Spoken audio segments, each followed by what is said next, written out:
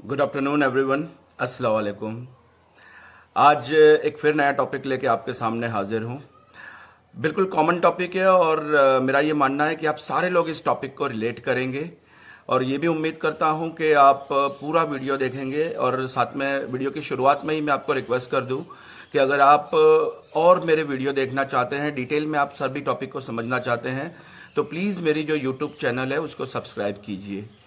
चलिए, तो आज का जो टॉपिक है उसका नाम है कामयाब जिंदगी के 5 राज, सीक्रेट, 5 सीक्रेट, है ना, सक्सेस लाइफ के 5 सीक्रेट। अब जब मैं इसका स्क्रिप्ट बना रहा था तब मैंने इसको आसान करने के लिए, ताकि आप लोग भी समझ पाओ, मैंने उसको अंग्रेजी के जो अल्फाबेट है ABCDE उसमें उसको डिवाइड किया है ताकि ये इजीली आपको याद रह जाए। तो चलिए हम डायरेक्ट शुरू करते हैं, टॉपिक पे आ जाते हैं। सबसे पहला सीक्रेट कामयाबी का जो ए से शुरू होता है, यह सीक्रेट है एनालाइज योरसेल्फ। जी हाँ, ऐसा कहा जाता है कि इंसान जो है वो अपनी जिंदगी में 2 बार पैदा होता है। पहली बार जब वो अपने माँ के पेट से पैदा होता है, इस दुनिया में आता है, आंखें खोलता है, और दूसरी बात जब उसको ये पता चलता है कि मैं इस जिंदगी में क्यों आया हूं, मेरा इस दुनिया में आने के पीछे का मकसद क्या है, मुझे भगवान ईश्वर अल्लाह ने भेजा क्यों है यहाँ पर। तो अपने आप को एनालाइज कीजिए, खुद की स्ट्रेंथ को, खुद की वीकनेस को, खुद के जो यूनिक पार्ट है उसको समझिए। कैसे अपने आप को एनालाइज करना, हाउ टू एनालाइज योरसेल्फ, एक बड़ा टॉपिक, सिर्फ यही एक टॉपिक है जिसपे फुल डे सेशंस मेरे होते हैं। अगर मैं एक सिंगल पॉइंट अगर आपके साथ शेयर करूं तो सबसे पहला पॉइंट यह है कि कोई एक ऐसा काम आप सोचिए जो आपको टाइम और स्पेस से आउट कर दे। कोई एक काम जो बिल्कुल करते वक्त आपको ये ना पता चले कि कितना टाइम हो गया, मैं कहाँ हूं, क्या कर रहा हूं, मुझे पेन है, मुझे भूख लगी है, कुछ भी आपको पता ना चले। एग्जाम्पल देता हूं, एक बहुत बड़ा नाम है, स्कल्पचर है, माइकल एंजेलो। माइकल एंजेलो जो है वो मूर्ति बनाते थे, वो मूर्तिकार थे। दुनिया के जो सबसे फेमस मूर्ति है डेविड की, वो माइकल एंजेलो ने बनाई है। तो ऐसा कहा जाता है कि एंजेलो जब अपना काम शुरू करते थे तो 14-14, 15-15 दिन तक वो जब मूर्ति खत्म करके अपना जूता निकालते थे तो उस जूते के साथ जो पैर की खाल है वो बाहर आ जाती थी। तब तक उनको पता ही नहीं चलता था कि हो क्या रहा है मेरे साथ। तो इस तरह का एक दीवानापन, पागलपन, ऐसा काम जो आपको बिल्कुल बाकी चीजों में आपको ख्याल ना रहे, वैसा कोई आपका नेचर का काम ढूंढिए। ये आपको खुद को एनालाइज करने का ये पहला स्टेप है। जैसे मैंने आपको बताया ये टॉपिक बहुत ज्यादा लेंथी है, बहुत बड़ा है, तो कभी सेपरेटली उस पर भी डिस्कशन करेंगे और डेफिनेटली जहां पर मेरे सेमिनार्स होते हैं इस टॉपिक पे, वो भी आप प्लीज अटेंड कीजिए। कहते हैं ना कि मैंने कुछ दिन पहले एक वीडियो बनाया था, डोनाल्ड क्लिफ्टन थियरी के ऊपर मेरा एक वीडियो था, जिसमें क्लिफ्टन कहते हैं कि हर इंसान के अंदर 34 टाइप की स्ट्रेंथ होती है। बस आपको उन 34 में से 2 या 3 आपकी सबसे बड़ी स्ट्रेंथ है, उसको ढूंढना है। तो खैर पॉइंट नंबर 2 पे आते हैं। A for analyse yourself, B for burning desire. Burning desire, जी हाँ, डिजायर एक इच्छा शक्ति होना, कुछ करना है, लेकिन बर्निंग डिजायर मतलब करना ही करना है। मैं आपको एग्जांपल देता हूं, मुझे किसी एक सेशन में मुझे सवाल किया गया। एक स्टूडेंट है, वो मुझे बोल रहा है कि सर मुझे रोज 5:30 बजे उठना है, लेकिन मैं उठ नहीं पाता। मैंने प्रैक्टिस किया, मैं जब अलार्म लगाता हूं तो मैं स्नूज बटन दबा के सो जाता हूं और फिर वही 8-9 बजे उठना होता है। मैंने इसको एक सिंपल एग्जांपल दिया। मैंने कहा कि बच्चा, आप मान लीजिए कि आप एक बार जो है वो सो गए हैं, सुबह के 4:30 बजे हैं, 5:30 भी नहीं, 4:30 बजे हैं, और अचानक आपको गर्मी फील हो रही है, आप नींद से जाग जाते हो। जब आप नींद से जाग गए तो आपने देखा कि आपके कमरे में आग लग गई है। तो उस वक्त क्या आप स्नूज बटन दबाओगे? क्या उस वक्त आप आग से बोलोगे कि नहीं मुझे 2 घंटा और सोने दो? नहीं, उस वक्त हम क्या करेंगे, हम तुरंत उठ के भागेंगे, कमरे के बाद भागेंगे। क्यों? क्योंकि यहां पर आपका मोटिव जो है वो आपकी जान बचाना है। तो अगर कमरे में बाहर की आग जो है वो आपके टारगेट को, आपके गोल को चुटकी बजाते अचीव कर सकती है, तो अगर आप अपने अंदर एक आग लगा ले, आप अपने अंदर एक पक्का, एक बर्निंग डिजायर पैदा कर ले, तो सोचिए आप क्या अचीव नहीं कर सकते। एक बड़ा अच्छा एग्जाम्पल मुझे याद आ रहा है, एक डिस्कवरी पर मैंने देखा था कि एक हिरन जो है वो पानी पी रहा है और अचानक उसके पीछे चीता भाग रहा है। हिरन आगे आगे दौड़ रहा है, चीता पीछे पीछे भाग रहा है। तभी सडनली आगे एक चट्टान, एक पहाड़ है कि चट्टान है जो खत्म हो रही है। उसके बीच में करीबन 10 फीट का डिस्टेंस है और 10 फीट के बाद दूसरी चट्टान है, लेकिन बीच में एक बड़ी खाई है। हिरन पीछे देखता है, उसको पता है कि अगर मैं यहां पर रुक गया तो मेरी जान जाना पक्का है। वो 2 कदम पीछे जाता है, भागता है और उस 10 फीट की खाई को कूद जाता है और दूसरी चट्टान पे पहुंचकर अपनी जान बचा लेता है। चीता कुछ नहीं करता, वहीं पे रुकता है, थोड़ी देर खड़ा रहता है और मुड़ के वापस चल के चला जाता है। स्टोरी का मॉरल सोचिए, चीता जो है वो हिरन से ज्यादा स्ट्रांग है, मजबूत है, लेकिन चीते ने छलांग नहीं लगाई क्योंकि उसका मोटिव था सिर्फ एक टाइम का खाना खाना, एक टाइम का पेट भरना। जबकि हिरन जैसा कमजोर जानवर छलांग लगा गया क्योंकि उसका मोटिव था खुद की जान बचाना। तो आपका मोटिव जितना स्ट्रांग होगा, आपकी डिजायर जितनी ज्यादा स्ट्रांग पावरफुल होगी, उतना आप आराम से अपने गोल को अचीव कर सकते हो। A for analyze yourself, B for burning desire, C for consistency। मेरी एक बात याद रखना, जिंदगी का मकसद तय करने के बाद उसको आखिर तक ले जाना, वही आपके सक्सेस का एक बहुत बड़ा राज है। आप सोचिए कि आप जो है वो एक रनिंग कंपटीशन में हिस्सा ले रहे हैं। 100 मीटर का रनिंग है, आप 98, 99 मीटर तक पहुंचे और फिर आपने गिव अप कर लिया। आपने सोचा नहीं यार, मैं नहीं पहुंच पाऊंगा। जिंदगी के हर गोल में भी यही होता है, क्योंकि हमको मंजिल दिखती नहीं है, इसलिए ज्यादातर टाइम यह होता है कि हम उसके बिल्कुल करीब पहुंचकर भी फिर वहां से गिव अप कर लेते हैं। हमेशा अपनी जिंदगी में कंसिस्टेंसी को मेंटेन कीजिए।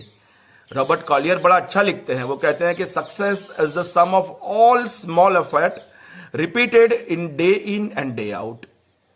चलिए फिर एक छोटा सा स्टोरी याद आ रहा है मुझे कंसिस्टेंसी के ऊपर। एक जंगल है, खूबसूरत जंगल है, सुबह हो रही है, सूरज निकल रहा है, फूल की महक आ रही है, खुशबू आ रही है, सारे जानवर जो है वो अपना अपना काम करने बाहर निकलते हैं। उसमें एक गिलहरी है, गुजराती में जाने खिसकोली आपने कही है, स्क्वेरल जिसको हम बोलते हैं। गिलहरी जो है वो एक फ्रूट जो है उसको खा रही है, लेकिन वो आधा खाती है और एक लेकर अपने घर पे चली जाती है। एक शेर है जो रोज उसको ऑब्जर्व करता है, तो यही वो देखता है। दूसरे जानवर जो है वो भी उसको ऑब्जर्व करते हैं। फिर सारे लोग मिलकर बोलते हैं कि आज तो हम उसको पूछ ही लेते हैं कि ये कम खाती है, लेकिन रोज एक एक फ्रूट जो है, एक एक नट जो है उसको लेकर क्यों जाती है अपने घर पे। जब उसको पूछा जाता है तो गिलहरी बोलती है कि ये जो नट्स है वो मैं सर्दियों के मौसम के लिए इकट्ठा कर रही हूं, जब विंटर आएगा तब मुझे ये काम आएगा। सारे जानवर उस पर हंसते हैं कि ऐसा तो कैसे हो सकता है। विंटर आ रहा है, पूरी बर्फीली वादियां हैं, पूरा बर्फ छा जाता है, कुछ वहां पर नहीं मिल रहा। सारे सांप है, बियर है, ये विंटर की लंबी नींद में चले जाते हैं। और हाथी है या डियर वगैरह जो है, हिरन वगैरह है, उनको अब कहीं पे भी ग्रीनरी दिख नहीं रही, कहीं पे भी हरियाली नहीं है, तो वो खाना खाने के लिए उस एरिया को शिफ्ट कर लेते हैं। अब शेर की बारी है, शेर देखता है तो उसको हिरन या और कोई भी जानवर मिलता नहीं जिसको मारकर वो खा सके। शेर का पूरा फैमिली भूखो रहता है और फिर उसको भी वहां से अपना एरिया चेंज करना पड़ रहा है। जबकि गिलहरी जो है उसने पूरे विंटर का स्टॉक इकट्ठा कर लिया है और वो आराम से जिंदगी बिता रही है। तो कंसिस्टेंसी जो है वो आपके फ्यूचर को शार्प करती है। Point number 4, dreams. D for dreams, A for analyse yourself, B for burning desire, C for consistency, 4 D for dreams. आपके ख्वाबों को एक इमोशनल टच दीजिए। देखिए फिर से बोल रहा हूं, ये जितने पॉइंट मैं आपको बोल रहा हूं, हर पॉइंट के ऊपर पूरा लंबे सेशंस होते हैं। मैं आपको डायरेक्टली 1-1 सजेशंस दे रहा हूं। देखिए ख्वाब देखना एक बात होती है और उसको इमोशनल टच देना एक और बात होती है। अगर एग्जांपल दूं तो आप जब शॉपिंग पे जाते हो तो आपके बच्चों को जो कपड़े पसंद आते हैं, आप प्राइस उसमें कॉम्प्रोमाइज नहीं करते। आप खुद का कपड़े जो है वो थोड़ा कॉम्प्रोमाइज करके कम पैसों वाला ले लोगे, लेकिन बच्चे ने जो पसंद किया आप खरीद लोगे। बच्चे की स्कूल फी जो है वो आप कहीं से भी उधार लाके लोन देके भी दे देते हो, क्योंकि यहां पर आपका इमोशनल टच है, तो आप कहीं से भी एफर्ट डाल के उसको हासिल कर लेते हो। आपका ख्वाब यह हो सकता है कि मैं 5 साल में अपने बच्चों को कामयाब होता देखना चाहता हूं, आपने इमोशनल टच दिया। आपका ख्वाब यह हो सकता है कि मुझे अपनी फैमिली के लिए एक बड़ा घर बनाना है। आपका ख्वाब, आपका ड्रीम यह हो सकता है कि 3 साल में मैं हज पे जाना चाहता हूं। आप ये भी बोल सकते हो कि 40 साल की उम्र में मैं पूरी दुनिया घूमना चाहता हूं। ये सारी चीजें जो है ना वो इमोशनल टच है। आप जितना इमोशनल टच दोगे किसी चीज को, उतना उसके अचीव होने के चांसेस जो है वो बढ़ जाएंगे। और point number 5, A for analyze yourself, B for burning desire, C for consistency, D for dreams and E for excellent knowledge. excellent knowledge. मैंने अपने हर सेमिनार में आपको मैं याद दिलाता हूं कि जो नॉलेज है, जो ज्ञान है, जो इल्म है, वो एक दरिया की तरह है। दरिया में इतना सारा पानी है कि वो कभी कम नहीं होता, लेकिन उस नॉलेज को हासिल करने के लिए बंदे में प्यास होनी चाहिए। अगर आपको नॉलेज की प्यास नहीं है तो आप समंदर के पास से 50 बार भी चले जाओगे, लेकिन वो पानी आपके कुछ काम का नहीं है। लेकिन अगर आप प्यासे हैं तो आप जिंदगी भर वो पानी पीते रहिए, उसमें से कतरा भी कम नहीं होगा। एक स्टोरी मुझे याद आ रहा है, वो कह के आज का वीडियो में ख़त्म करूँगा। ईरान और उसके नॉर्थ में एक पहाड़ी एरिया है जिसको खुरासन की पहाड़ी कहते हैं, या उस प्रदेश को खुरासन का प्रदेश बोलते हैं। उस एरिया में एक बच्चा है 5 साल का, उसको नया नया सीखने का बहुत शौक है, लेकिन उसको सीखने के लिए कोई उस्ताद, कोई टीचर नहीं मिल रहा। तभी उसकी नज़र पड़ती है कि उसके गांव के जो सरपंच है, उसको लड़के को सिखाने के लिए एक उस्ताद जो है वो डेली आते हैं, जो सुबह 8 बजे आते हैं, शाम को 6 बजे वापस जाते हैं। ये लड़का एक बार उस्ताद को बोलता है कि उस्ताद मुझे भी आप सिखाइए। वो बोलते हैं कि नहीं, मेरे पास टाइम नहीं है, मुझे तुमको सिखाने का वक्त ही नहीं है। कहा जाता है कि उस्ताद पास के बड़े गांव से 7 किलोमीटर दूर से घोड़े पे बैठ के आते थे, घोड़े पे जाते थे। वो बच्चा कहता है कि अब हर रोज जब आप वापस जाओगे तो मैं आपके साथ में 7 किलोमीटर चलूंगा, मैं सिर्फ सवाल करूंगा, आप मुझे आंसर दे देना।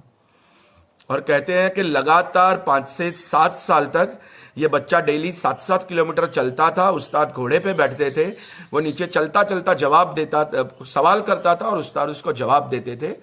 और इसके बाद ये बच्चा जो है वो दुनिया के अंदर इल्म का एक बहुत बड़ा नाम है।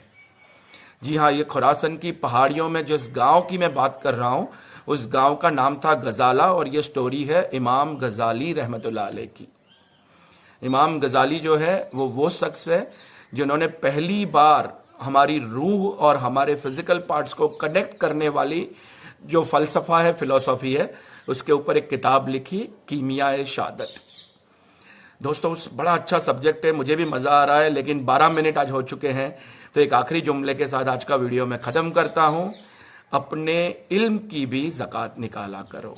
जिस तरह हम सोने की ज़कात निकालते हैं, जिस तरह हम पैसों की ज़कात निकालते हैं, हम जायदाद की निकालते हैं, आपके पास इल्म है तो वो भी बांटिए, लोगों को सिखाइए। अगर आपके पास स्किल है तो वो लोगों को सिखाइए, आप कुछ जानते हैं वो बताइए। जितना आप इल्म को बांटोगे उतना इल्म जो है, नॉलेज जो है, वो बढ़ेगा। बहुत बहुत शुक्रिया।